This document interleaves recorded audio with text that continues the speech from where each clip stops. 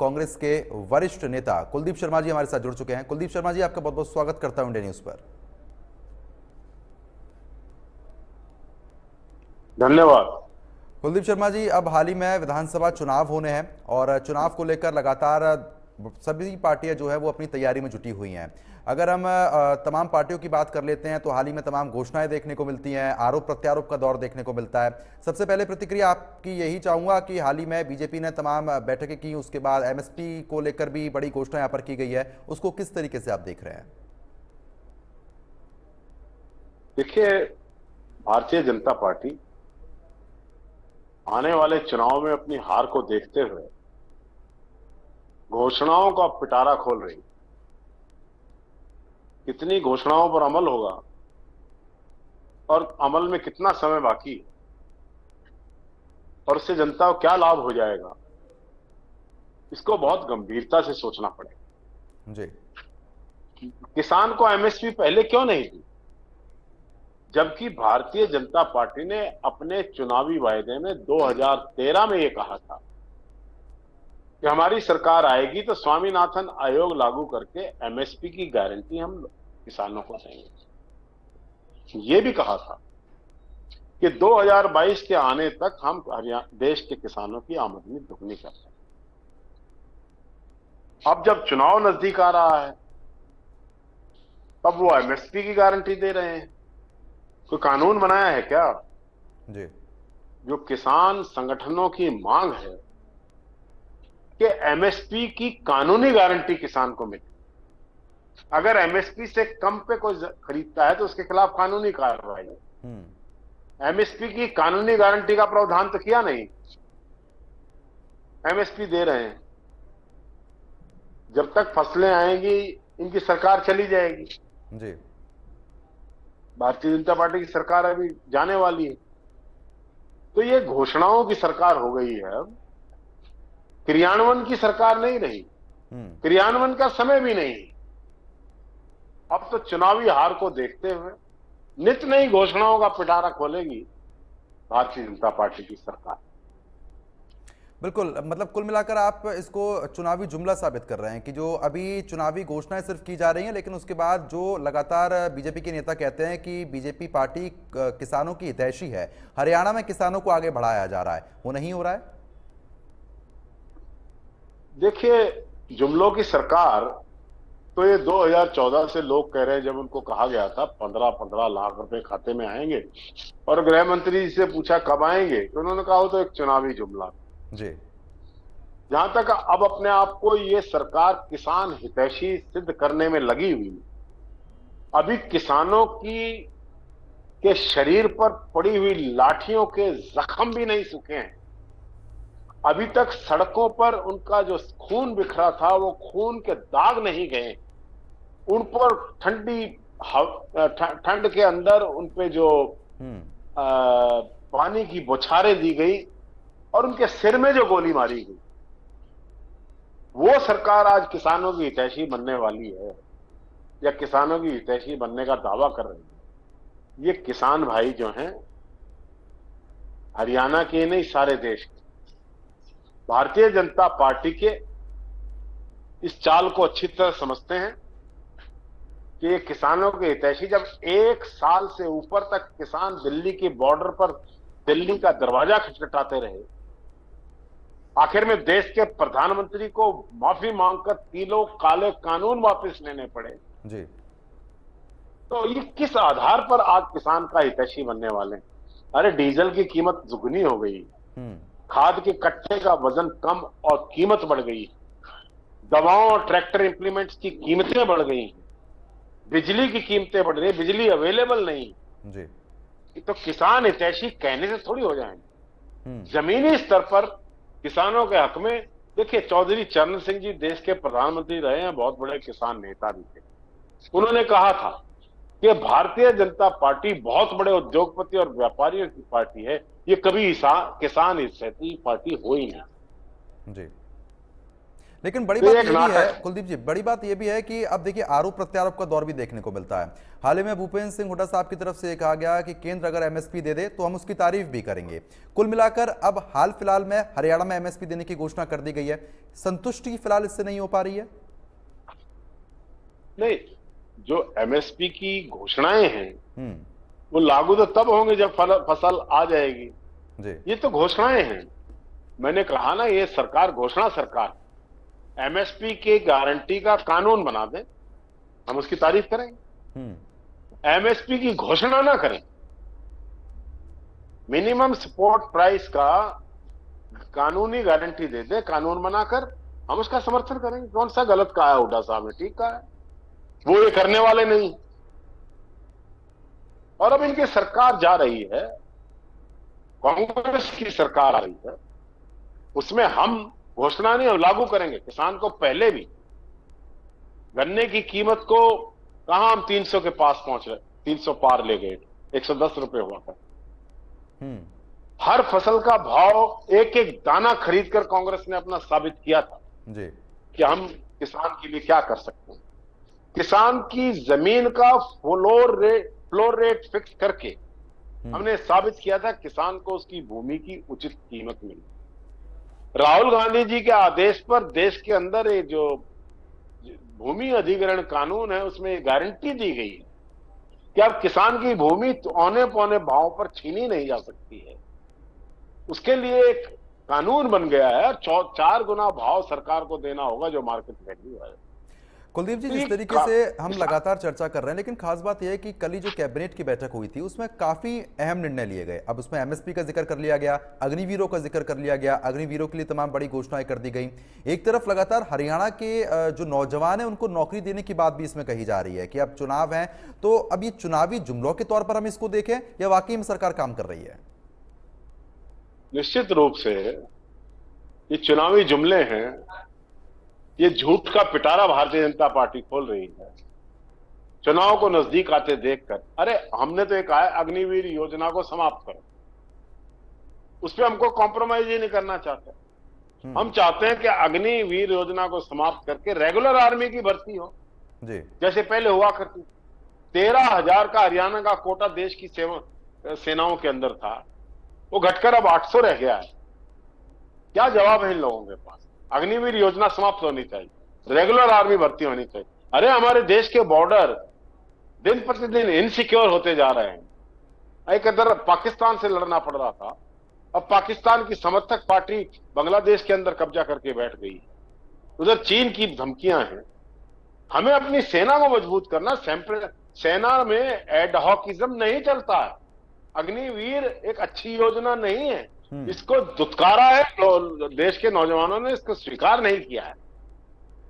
इसलिए अग्निवीर के बारे में किसी भी प्रकार का आश्वासन देना भारतीय जनता पार्टी का, कांग्रेस के लोगों को स्वीकार्य नहीं है। हम टोटल रूप से रेगुलर भर्ती चाहते हैं। बिल्कुल, क्योंकि जिस तरीके जब ये अग्निवीर का फैसला आया था तो तमाम विरोध भी देखने को मिला था। अब सरकार बैकफुट पे आ गई है क्या? क्योंकि जिस तरीके से आरक्षण देने की बात कर दी, ऋण देने की बात कर दी कि अग्निवीर योजना जब वो रिटायर होंगे तो उसके बाद उनको ऋण भी दिया जाएगा और कुछ काम करने के लिए, बैकफुट पर आने के चलते तमाम फैसले हो रहे हैं। देखिए, जो सेना में अग्निवीर अभी भर्ती हो गया है, जब तक वो रिटायर होंगे 4 साल बाद, उनको कोई पेंशन बेनिफिट है, कोई एक्स आर्मी मैन बेनिफिट है, कोई शहीद का दर्जा है?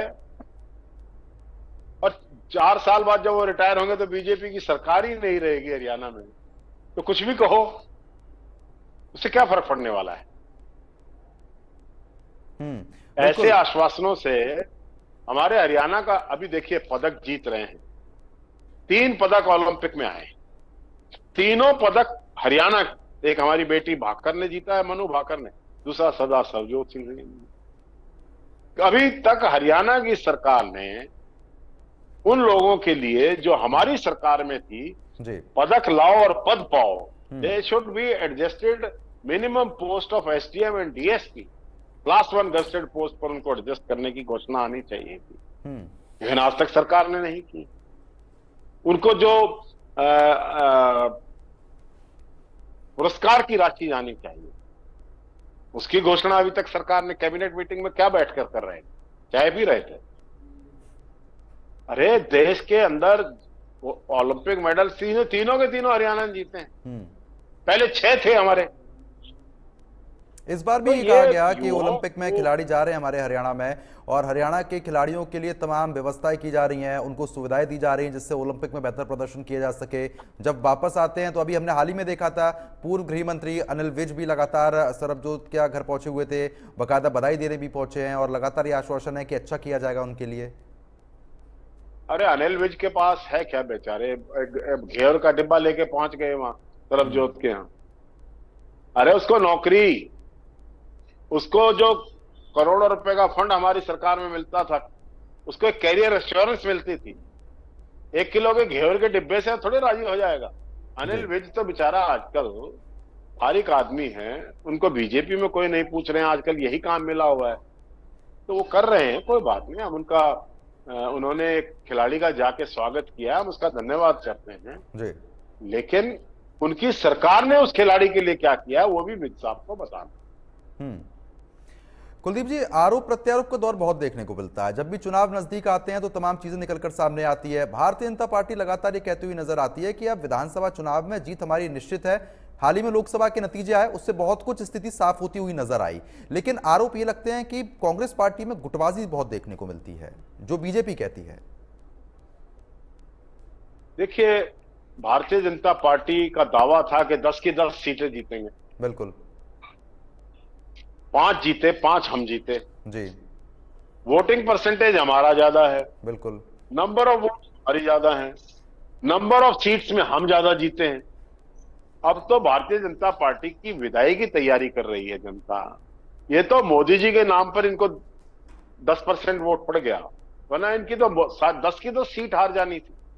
अरे कुरुक्षेत्र की सीट 20,000 से जीते हो, भिवानी की सीट 40,000 से जीते हो, गुड़गांव की जीत 78,000 से जीते हो। कितनी बड़ी जीत है आपकी।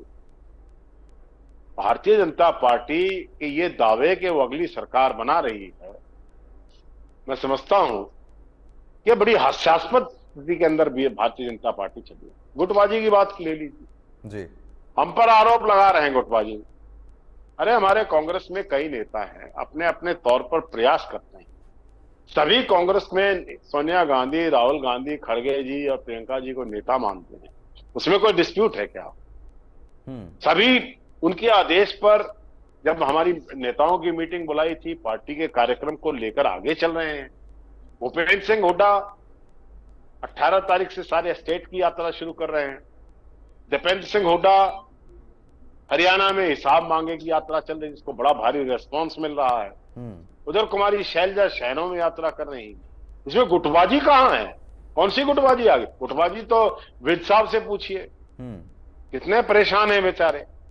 उनको मक्खी की तरह मंत्रिमंडल से निकाल कर बाहर फेंक दिया 6 बार के एमएलए को, और वो तड़पते रहे बेचारे।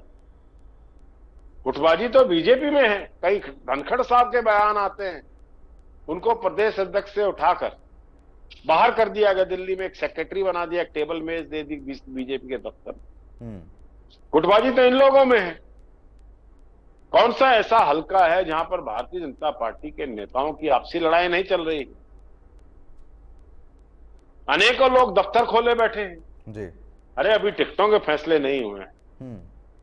बीजेपी के एक एक हलके में 10-10 दफ्तर खुल गए, तब अपने आप को कैंडिडेट बता रहे हैं।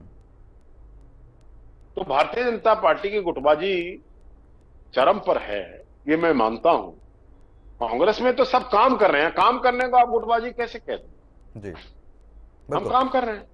कुलदीप जी, लेकिन जिस तरीके से बीते दिन जो कैबिनेट की बैठक हुई उसमें तमाम फैसले लिए गए थे। अब विधानसभा चुनाव में भी समय ज्यादा शेष बचा नहीं है, समय कम है, तमाम फैसले सरकार ले रही है। उसमें यह भी एक फैसला लिया गया, क्योंकि हम लगातार अब किसानों के लिए भी आप बात कर रहे थे कि जिनकी आमदनी 1,80,000 से कम होगी उनको अब सरकार प्लॉट देने की बात कह रही है। उसको किस तरीके से आप देखेंगे? देखिए, एक तो ये 1,80,000 का कैप लगाना गलत है। आपने क्रीमी लेयर को 6 लाख पर ले आए, अब घोषणा कर दी 8 लाख पे ले जाएंगे। अरे 6 से 8 लाख पर अब हम ले गए हैं, इसको क्रियान्वयन करने में कितना समय लगेगा? हमने कहा हम 10 लाख देंगे, सीधा पहले दिन से देंगे जी। दूसरी बात, प्लॉट देना, पंचायतों के रेजोल्यूशंस होंगे, प्लॉट की अलॉटमेंट होगी, पात्रों की ढूंढ होगी। ये सिर्फ लॉलीपॉप दिया जा रहा है। हमने दे दिए ना 3,82,000 अपने राज में, हमने तो वेट नहीं की। हम तो बांट के कह रहे हैं हमने कि हमने दे दिए हैं। इनका एक भी प्लॉट बट जाए तो मुझे पकड़ लेना आप जी। 15 सितंबर के आसपास आचार संहिता लग जाएगी।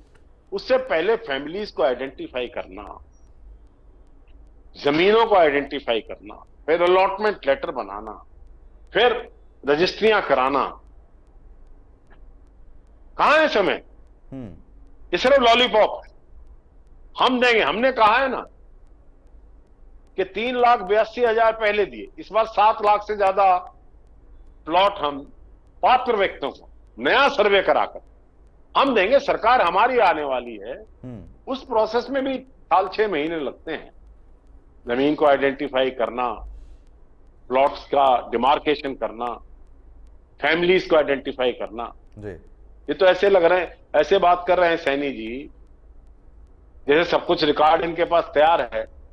एक भी प्लॉट अलॉट हो जाए आचार संहिता से पहले, एक सिंगल 25 गज का भी हो जाए तो मुझे पकड़ लेना। झूठ बोला जा रहा है, गुमराह किया जा रहा है, लॉलीपॉप बांटे जा रहे हैं, इसके अलावा कुछ नहीं। ठीक है, लेकिन जिस तरीके से अब आप अभी जिक्र भी कर रहे थे कि आप लोग यात्रा निकाल रहे हैं, तो वहीं बीजेपी की तरफ से भी यात्रा निकाली जा रही है। मारा हरियाणा, नॉन स्टॉप हरियाणा के नाम से यात्रा निकाली जा रही है। तमाम हर क्षेत्रों में पहुंचा जा रहा है, लोगों से संपर्क किया जा रहा है। कोशिश यही है कि जो पहले आंकड़े कम रहे उन आंकड़ों को बढ़ाया जा सके। किस तरीके से आप इस यात्रा को देखेंगे? देखिए, एक तो नॉन स्टॉप वर्ड की एडवर्टाइजमेंट बहुत सुन रहा हूं जी। यहां तो सब फुल स्टॉप है। भाजपा मतलब फुल स्टॉप, व्यापार का फुल स्टॉप, विकास का फुल स्टॉप, रोजगार का फुल स्टॉप, किसानों के लिए फुल स्टॉप, नौजवानों के लिए फुल स्टॉप, अग्निवीरों के लिए फुल स्टॉप, महिलाओं के लिए फुल स्टॉप, गरीबों के प्लॉट का फुल स्टॉप, गरीबों की पेंशन का फुल स्टॉप, कौन सा गरीबों के लिए मकान बनाने का फुल स्टॉप, कौन सा नॉन स्टॉप हो रहा है? कोई नॉन स्टॉप नहीं, it's a full stop government. ये गवर्नमेंट काम ही नहीं कर रही है, ये सस्पेंडेड एमिनेशन में है, एनिमेशन में है, और इस समय ये फुल स्टॉप की गवर्नमेंट है। ठीक है। दूसरा जी, आपने कहा कि भारतीय जनता पार्टी बहुत चक्कर लगा रही, मीटिंगें कर रही। अरे बंद कमरों में हुआ करती है क्या मीटिंगें? एयर कंडीशनड हॉल में बैठकर मुख्यमंत्री को पसीना ना आए, उनके पीछे एसी लगाकर और मीटिंग कर रहे हैं। वो मीटिंग का लोगों में जाइए ना। कांग्रेस के नेता तो लोगों में जा रहे हैं जी। इस गर्मी में, इस हुमस में, इस बारिश में। हम तो सड़कों पर हैं। ये बंद कमरों में ये फर्क है। हमारी और उनकी में फर्क इतना है, वहां चिराग, यहां दिल जलाए जा रहे हैं। हम काम कर रहे हैं, सड़कों पर हैं, गलियों में हैं, ये कमरों में है। थोड़े दिन के बाद और कमरों में बंद हो जाएंगे। तो बीजेपी का कोई कार्यक्रम, लोग इतने खिलाफ हैं, इंतजार कर रहे हैं जिस दिन चुनाव की घोषणा हो जाएगी। अभी तो बहुत रौब दिखाया जा रहा है। कोई लीडर बोलता है कि मेरे सीपी से ताल्लुकात हैं, कोई कहता है मैं खट्टर साहब का खास आदमी हूं, अंदर करा दूंगा, बाहर करा दूंगा। व्यापारियों में डर बनाया जा रहा है, अरे हमारी सरकार, हम ये कर देंगे और वो कर देंगे। व्यापारियों में भी डर का माहौल बनाया जा रहा है, कर्मचारियों में डर का माहौल बनाया जा रहा है। बेचारे 10 साल जिन कर्मचारियों को पीटा गया है, वो इनकी वोट देंगे क्या? अरे सरपंचों को, उनको डर का माहौल। पहले तो लाठियों से पीटा, फिर कहा 21 लाख रुपए ग्रांट, 21 पैसे भी आए किसी सरपंच के पास। सरपंचों में भी डर का माहौल है। किसी को सस्पेंड करा रहे हैं, किसी को बहाल करा रहे हैं। ये राजनीति हो रही है। 1-1.5 महीना चलेगा, खत्म हो जाएगा। बिल्कुल, लेकिन अब देखिए चुनाव नजदीक है, तो ऐसे में कांग्रेस पार्टी की तरफ से भी 2 कमेटियों का गठन किया जा रहा है जो आने वाले चुनावों को मद्देनजर यहां पर हो रहा है। वो कमेटियां किस तरीके से काम करती हुई नजर आएंगी चुनावों में? देखिए, एक कमेटी का गठन हुआ है जो स्ट्रेटेजी बनाएगी, जिसमें सभी सीनियर लीडर्स को इंक्लूड करके बैठ के चर्चा और वार्तालाप हो जाए। हम पार्टी का संगठन किस तरीके से आगे बढ़ेगा ये 10 तारीख की मीटिंग में हम तय कर लेंगे, और एक कार्यक्रम, विस्तृत कार्यक्रम के साथ हम, हमारे कार्यक्रम ऑलरेडी चल भी रहे। हमारा एक व्यापारी सम्मेलन है 10 तारीख 11 को, फिर पंजाबी सम्मेलन हो रहा है, बैकवर्ड क्लासेस का सम्मेलन हम कर चुके हैं। जगह जगह हम सम्मेलन कर रहे हैं, हर डिस्ट्रिक्ट हेडक्वार्टर पर, हर पार्लियामेंट्री कॉन्स्टिट्यूंसी हेडक्वार्टर्स पर हमारे ऑलरेडी सम्मेलन हो चुके हैं, which have been largely attended by the people. वर्करों में बड़ा उत्साह है, बीजेपी का वर्कर मायूस है। बीजेपी अब धमकाने में लगी रही, बीजेपी लोगों को अब डरा रही, सरपंचों को डरा रही है, व्यापारियों को डरा रही है, किसी का कुछ कर रहे हैं, किसी को धमकाया जा रहा है, ये पुलिस राज बनाया जा रहा है। कई लोग कहते हैं हम खट्टर साहब के खास आदमी हैं, कमिश्नर साहब को बोल दिया गया है जिसको अंदर चाहे बार करा देंगे। ये कौन सी राजनीति है? बीजेपी भय का माहौल बना रही है, लेकिन 1.5 महीने बाद इस भय के माहौल से आचार संहिता लगते ही अब देखना कैसे खुल के लोग बाहर आएंगे, और बीजेपी को यहां से भगाने के लिए देखना आप कैसी तैयारी लोग कर रहे हैं। कुल मिलाकर आपका ये कहना है कि भारतीय जनता पार्टी जो भय का माहौल बनाती हुई नजर आ रही है, इसके चलते लोगों में विरोध भी है। लेकिन एक बात ये भी निकलकर सामने आ रही है कुलदीप जी कि बीजेपी ये कह रही है कि हम तो सीएम सैनी के नेतृत्व में चुनाव लड़ रहे हैं, लेकिन कांग्रेस की तरफ से अभी कोई सीएम फेस के तौर पर पुष्टि नहीं हो पाई है नाम की। देखिए, सैनी साहब को मुख्यमंत्री का नेक्स्ट चेहरा अमित शाह जी डिक्लेयर करके गया, लेकिन मुझे एक बात समझ नहीं आती, बीसीए और बीसीपी जी, सैनी साहब बीसीबी में आते हैं। बीजेपी ने टिकट दी कृष्णपाल गुर्जर जी को, बीसीबी पार्लियामेंट की, अरबोपति आदमी, चारों तरफ नहाए हुए हैं। दूसरी टिकट दी राव इंद्रजीत को, वो भी बीसीबी में, राजा है वो। अरे अहिरवाल के राजा है ना जी, रामपुर हाउस के।